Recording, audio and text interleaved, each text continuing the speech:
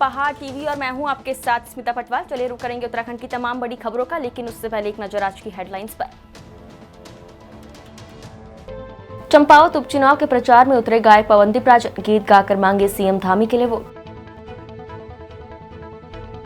द्वितीय केदार भगवान मदमहेश्वर मंदिर के खुले कपाट, हजारों श्रद्धालु बने साक्षी। काशीपुर के एक प्रतिष्ठित व्यापारी के घर हुई चोरी का खुलासा, पुलिस ने 4 बदमाशों को किया गिरफ्तार। नैनीताल जिला स्तरीय विकास प्राधिकरण कार्यालय का कुमाऊं मंडल आयुक्त ने किया औचक निरीक्षण, अवकाश प्राप्त कर्मचारी से काम कराए जाने पर तिल मिलाए। द्वितीय केदार भगवान मदमहेश्वर के कपाट आज सुबह 11 बजे विधि विधान के साथ श्रद्धालु के लिए खोल दिए गए। अब आगामी 6 महीने तक धाम में ही आराध्य की पूजा होगी।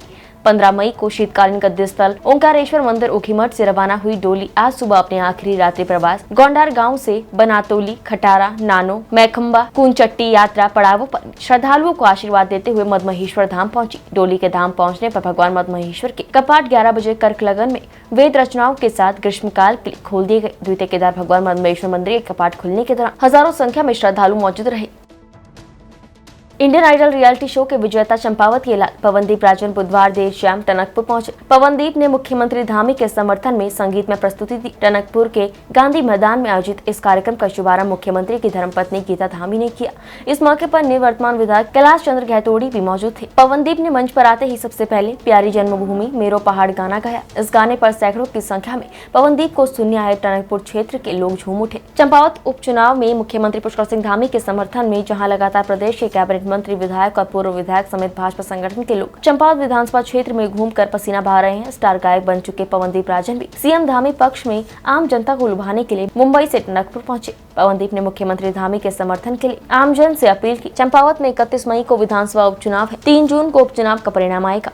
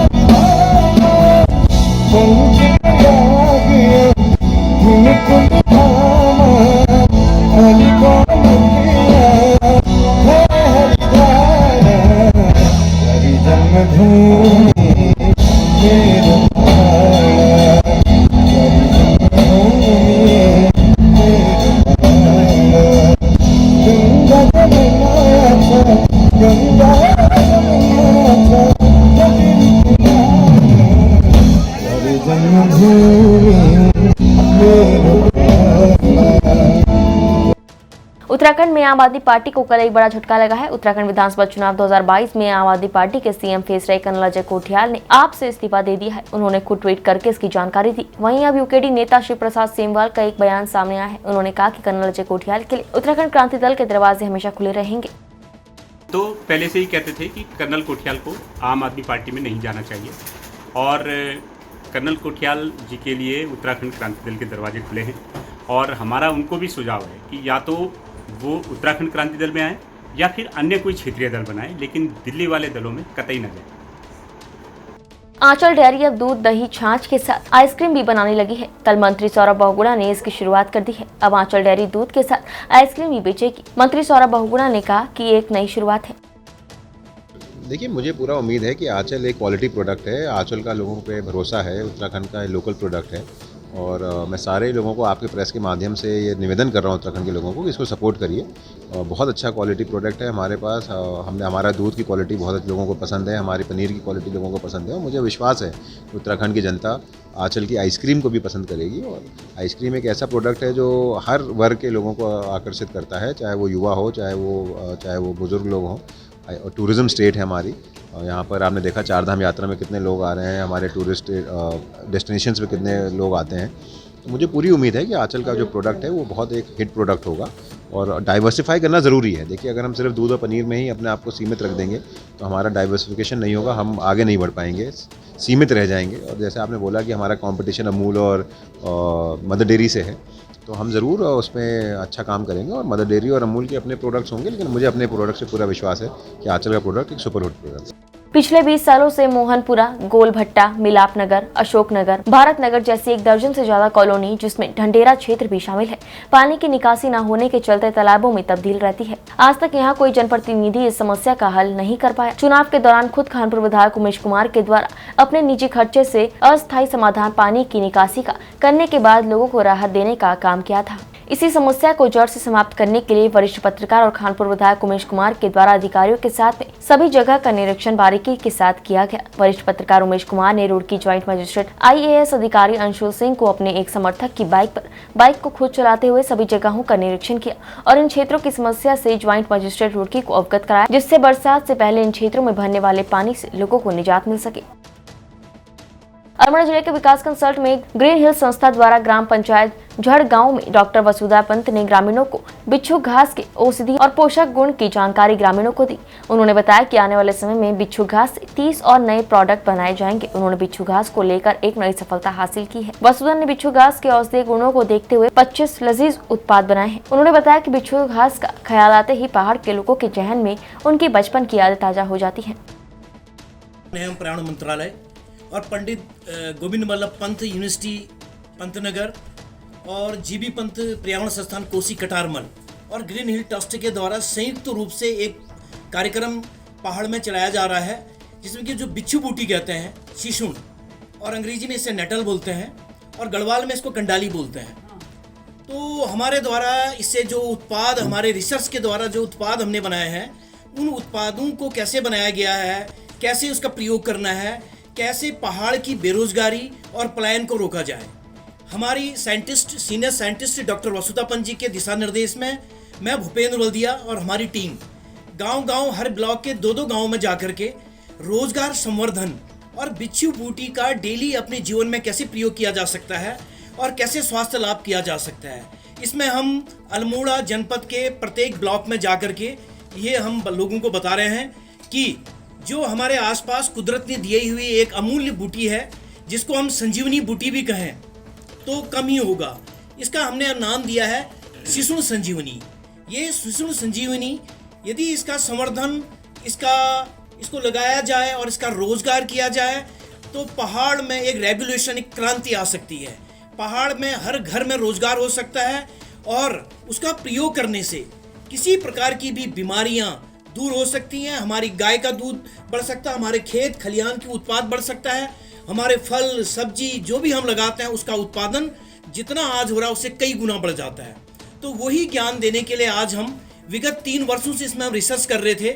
आज रिसर्च करने के बाद हमारी जब लैब से रिपोर्टें आ गई हैं तो हम गाँव के अंतिम व्यक्ति तक इस ज्ञान को बांट रहे हैं। रोजगार के रूप में इसका अपने जीवन में परिवर्तन लाएं और समृद्धि, उत्तराखंड समृद्धि की तरफ जाए, इस उद्देश्य से हम ग्रीन हिल ट्रस्ट के लोग इसमें कार्य कर रहे हैं। ग्रीन हिल्स ट्रस्ट के द्वारा जो शिशुन घास का बिच्छू बूटी जिसे बोलते हैं, तो उसके बारे में जानकारी दी गई है और उसके बारे में रोज़गार के ज़्यादा से ज़्यादा अवसर प्राप्त होने के चांसेस हैं। नैनीताल जनपद के जिला स्तरीय विकास प्राधिकरण कार्यालय का औचक निरीक्षण कुमाऊं मंडल आयुक्त दीपक रावत ने किया। उन्होंने निरीक्षण के दौरान कार्यालय में विभिन्न पत्रावलियों, नोटिस शीट्स का कार्य वर्ष 2020 भी जायजा लिया और दीपक रावत ने सेवानिवृत्त कार्मिक से कार्य कराए जाने पर नाराजगी जताते हुए जमकर लताड़ लगाई। उन्होंने कहा कि इस शासकीय कार्यों की गोपनीयता समाप्त हो रही है। इस दौरान आयुक्त ने सभी उपजिलाधिकारियों, तहसीलदारों और नायब तहसीलदारों को अपने अपने तहसीलों का निरीक्षण करने के निर्देश दिए। काशीपुर में बीते दिनों शहर के एक प्रतिष्ठित व्यापारी के घर हुई चोरी का खुलासा करते हुए पुलिस ने 4 बदमाशों को गिरफ्तार किया है। हथियारों के दम पर की गई इस चोरी की वारदात को अंजाम देने वाले 4 आरोपियों को फिलहाल पुलिस ने हिरासत में ले लिया है। वहीं एक आरोपी अभी फरार बताया जा रहा है। पकड़े गए आरोपियों के पास से चोरी किया गया माल भी पुलिस ने बरामद किया है। साथ ही एक तमंचा और कई जिंदा कारतूस भी पुलिस ने बरामद किए हैं। गौरतलब है कि पुलिस ने एक बार फिर वारदात का खुलासा करने के लिए मुखबिरों की मदद लेकर खुलासा करने में सफलता हासिल की। क्षेत्र में पुलिस की सक्रियता से अधिक मुखबिरों का नेटवर्क माना जा रहा है। है, जिससे कई बड़े खुलासों में मदद मिली है। यही नहीं, इस चोरी की वारदात में एसओजी टीम ने भी अपने पूरे एक्टूस लगाए। वहीं चोरी की इस वारदात का खुलासा कर पुलिस ने फिलहाल चारों आरोपियों के खिलाफ संबंधित धाराओं में मुकदमा दर्ज कर न्यायालय में पेश कर जेल भेज दिया है। 3 मई और 4 मई की मध्यरात्रि में जो एक संगीन वारदात प्रकाश में आई थी, जिसमें आईटीआई थाना क्षेत्र में श्री पैग्या जी का जो पुश्तैनी मकान है, तो वो बहुत बड़ा मकान में कुछ अज्ञात व्यक्तिगण द्वारा असलाहों से लैस होकर, मतलब कट्टा और ऐसे असलाहों को लेकर उनके घर में मतलब नकबजनी किया गया था। नकबजनी करके भारी मात्रा में संपत्ति ले गए थे। तो अच्छी बात यह रही कि वहाँ पे कोई डैमेज नहीं हुआ था लाइफ को और क्या बोलते हैं बॉडी को कोई डैमेज नहीं हुआ था। पर इतना संगीन घटना को सीरियसनेस से लेते हुए मैंने एक स्पेशल टीम बनाया था सीओ के नेतृत्व में, एडिशनल एसपी के नेतृत्व में, और अब ऐसे एसओजी इंचार्ज, चौकी इंचार्ज पेगा सब ने मिलके एक विशेष टीम गया था कि त्वरित अनावरण के लिए। इस टीम ने मोर देन 300 कैमरास देखा है और टेक्निकल और मैनुअल के आधार पर लगातार कम से कम 15 दिन मेहनत किया है। तो इसी का फल है, इसी का नतीजा है कि एक अच्छी सफलता मिली है। आज इसका चारों अभियुक्त जो है अरेस्ट हो गए हैं। आप देखेंगे चारों के चारों अभियुक्त जो है विभिन्न जेलों में रहे हैं और कई सारे संगीन धाराओं में, लूट, डकैती, आपका गैंगस्टर एक्ट में अलग अलग जेलों में रहे हैं। ये लोग आपस में जेलों में मिले और इसमें से मुख्य अभियुक्त जो है छुट्टन और चंद्रपाल यहीं पे काम करते रहे, छोटे मोटे काम भी करते रहे। तो इन्होंने टारगेट्स आइडेंटिफाई किया था और नया गैंग बना के एक वारदात को अंजाम दिया था। आज इन सारों लोगों का अरेस्टिंग हो चुका है और इसमें एक और नाम शामिल आया है, खैरुल करके, वो बंगाल का रहने वाला है। उसको भी वांटेड किया जा रहा है और उसका भी पकड़ दकड़ के की।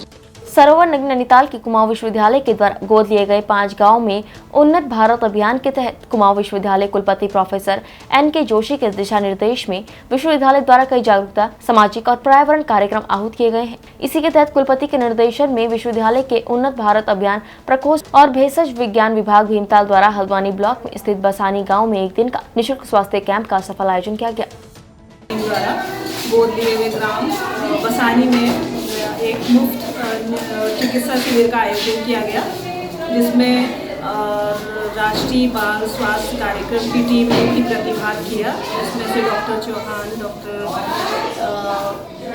अंजलि, प्रियंका ने भी प्रतिभाग किया तथा शिविर में नरेंद्र नगर विधानसभा के केंद्रीय स्थल गजा में TSDC ऋषिकेश के सहयोग से 3 दिवसीय निःशुल्क दंत चिकित्सा स्वास्थ्य शिविर का आयोजन किया गया। सीमा डेंटल कॉलेज और हॉस्पिटल ऋषिकेश में आए 18 एक्सपर्ट चिकित्सकों, साथ में आए अन्य कर्मचारियों ने दंत मरीजों की गहनता से जांच की। शिविर का उद्घाटन नगर पंचायत गजा की अध्यक्ष मीना खाती ने किया। स्वास्थ्य सुविधाओं से जूझ रहे इस क्षेत्र में निःशुल्क कैंप लगाने के लिए अध्यक्ष मीना खाती ने सेवा TSDC ऋषिकेश और सीमा डेंटल अस्पताल, हॉस्पिटल ऋषिकेश सहित शिविर में आए चिकित्सकों और उनके साथ आए कर्मियों का आभार जताया।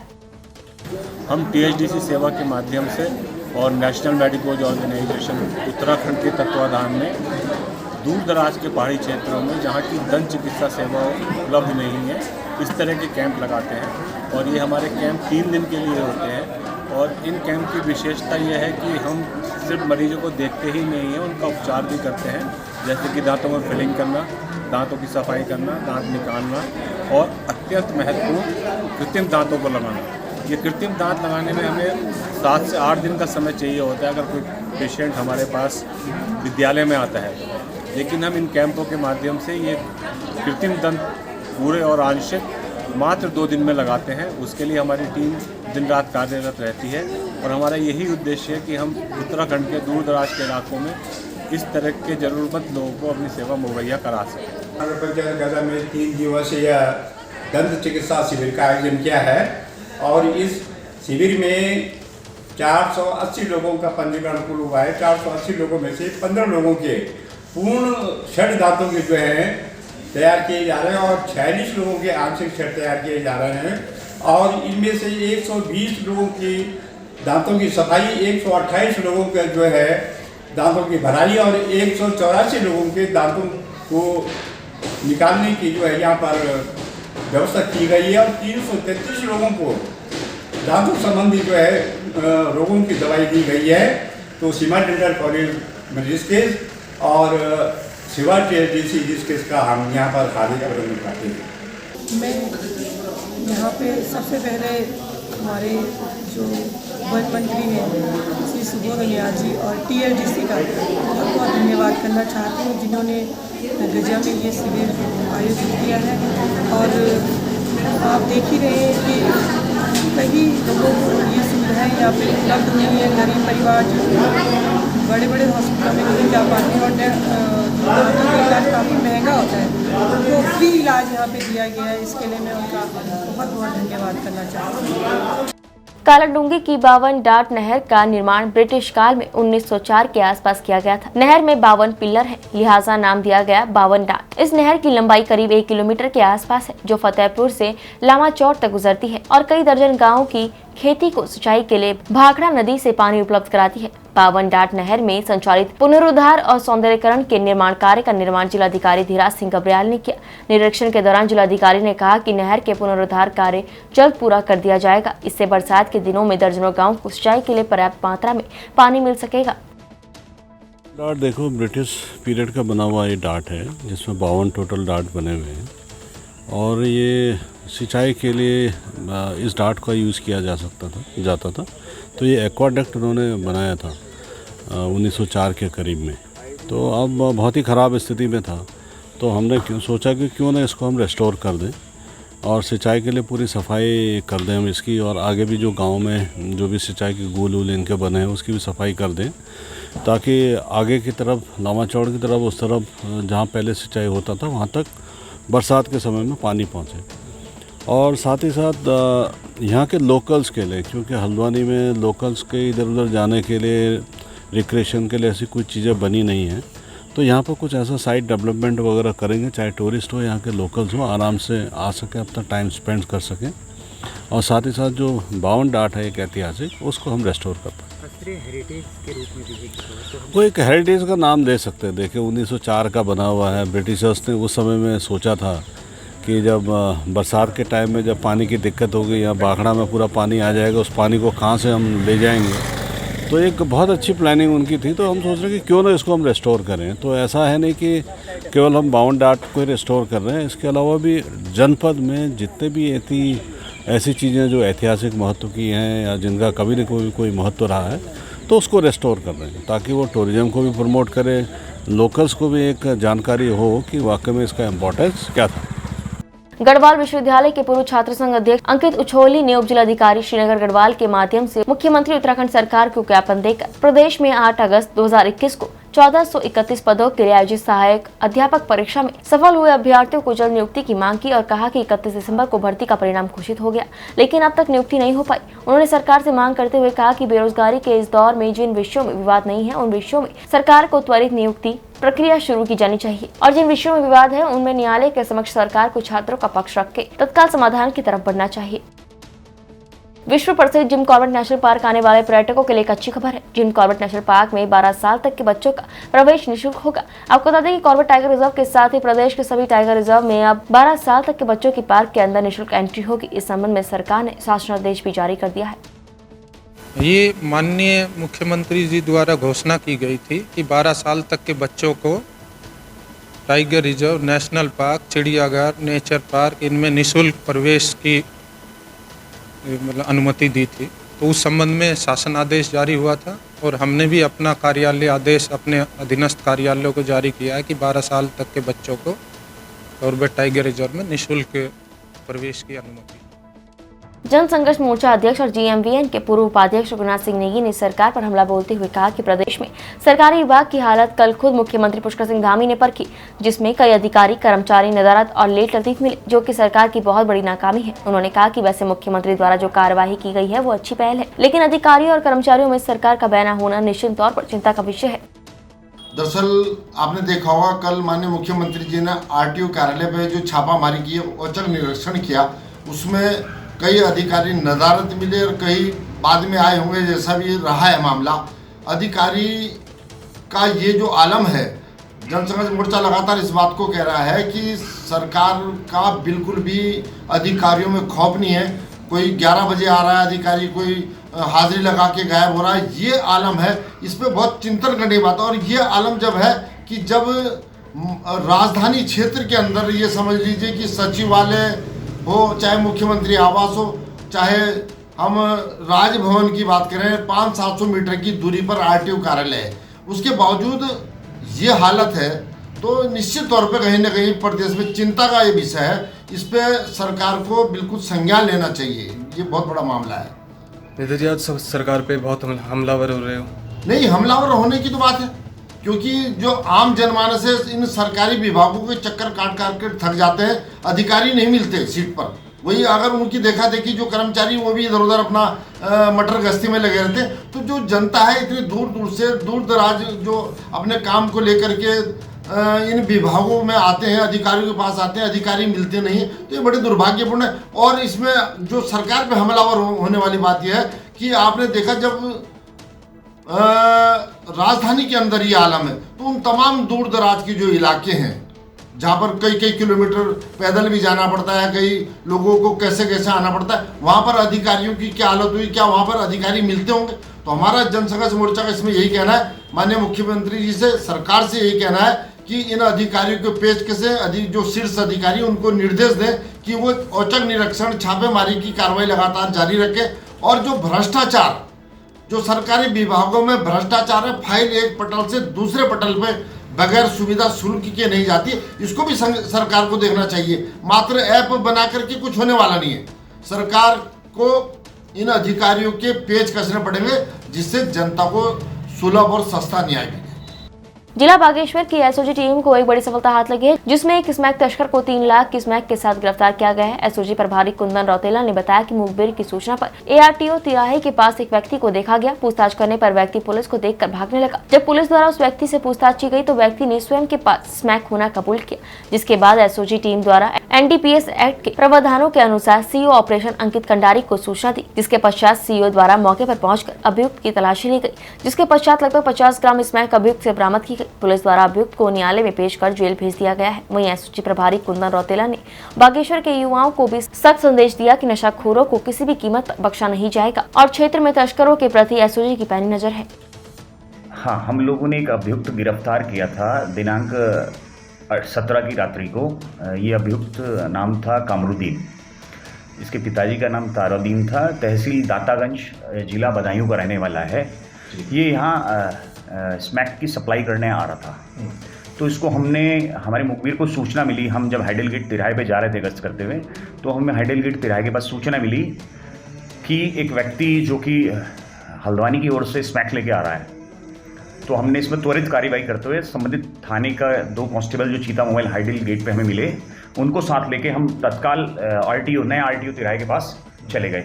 वहाँ हमने जैसी चेकिंग चालू करी तो 1-2 व्यक्ति हमें पहले पैदल जाते हुए दिखाई दिए। हमने चेकिंग की तो नहीं, कुछ नहीं मिला, लेकिन एक व्यक्ति संदिग्ध टाइप का लगने पर हमें दिखाई दिया। जैसे ही वो व्यक्ति हमारी तरफ आ रहा था तो हमें संदेह होने पर वो हमें देख के पीछे मुड़ने लगा। तो हमारी टीम ने, मैं स्वयं और मेरी टीम पूरी, जिसमें हमारे एसओजी के सारे लड़के थे, हम लोगों ने घेर घोट के उसे वहीं पे थोड़ा सा ही आगे पकड़ लिया। जब उसको हमने पूछा नाम पता, तो उसने अपना नाम पता बताया कि मैं कामरुद्दीन तारुद्दीन, रहने वाला मैं दातागंज बदायूं का हूँ।